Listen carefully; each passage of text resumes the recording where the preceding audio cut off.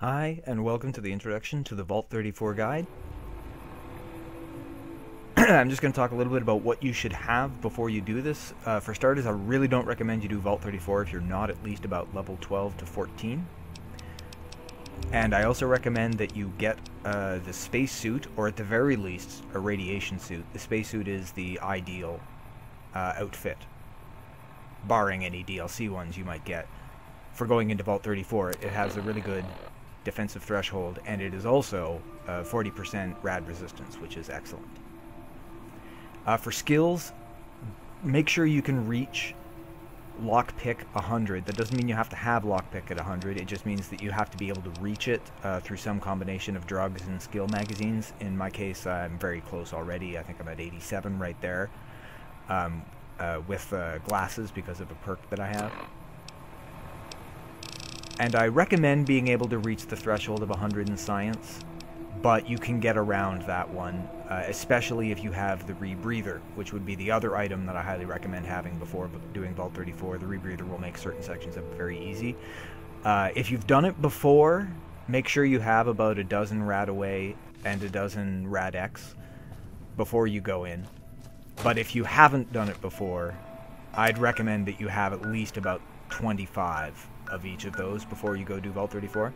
Don't teleport directly to Vault 34. Teleport somewhere nearby. There are enemies that will respawn. If you haven't killed them recently, they'll attack you instantly when you get there. It's one of those locations.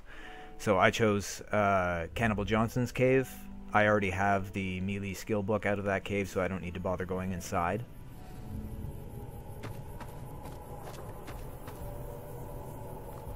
The character I'm using is a melee sniper, so I'm just going to take out the enemies at the entrance from a distance before I actually have to approach it. The geckos that guard it are golden, which they're not amongst the toughest geckos. Without DLC they are, but once you take DLC into account they're not. They're not too bad to deal with though. Ordinary caliber weapons, you'll notice I'm switching away from my AP ammo. These guys, they're not particularly highly armored.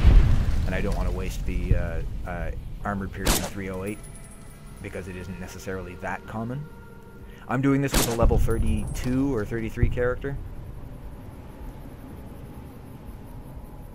It's not hard to fight these guys up close if you decide to do that. I didn't figure out that invisible wall for a while. It annoyed me. I won't lie. I got very angry. You'll see that invisible wall block several of my shots.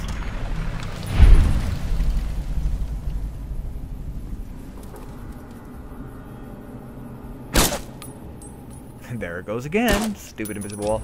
Anyway, I just wanted this to be a quick introduction. I happened to level up right here. Yes, I did do this as level 33, as you can obviously see.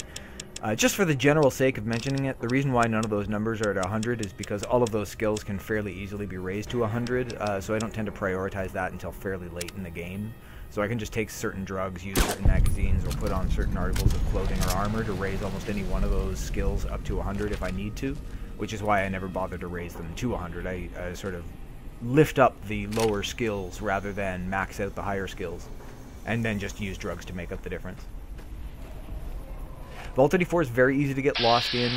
Once I get started in there, I don't have it memorized, and this isn't a walkthrough, this is a guide for how to handle a place like it. It's about 51 minutes long, the proper video itself, so it takes a while. It explains a number of the strategies for exploring places that I'm going to try and fill it with transferable information.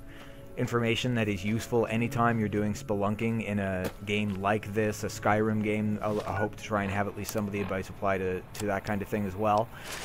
Generally transferable to make it as useful as possible. And because it's very easy to get lost and confused in Vault 34, I chose not to edit the video. So from beginning to end, I enter and leave all in one take. So if you're following the video because for some reason you happen to be in Vault 34 and you're stuck and you're lost, you will be able to use the video to find your way out. So that there are no cuts where you have to figure out what happened in between. I decided to leave it all as one take. So it ends up being 51 minutes, and I'm going to try and populate it with as many little facts that are useful for spelunking a location like Vault 34, which I would say is probably the most all-around dangerous location in the non-DLC locations available with Fallout New Vegas, the radiation alone really does set it into the stratosphere for danger.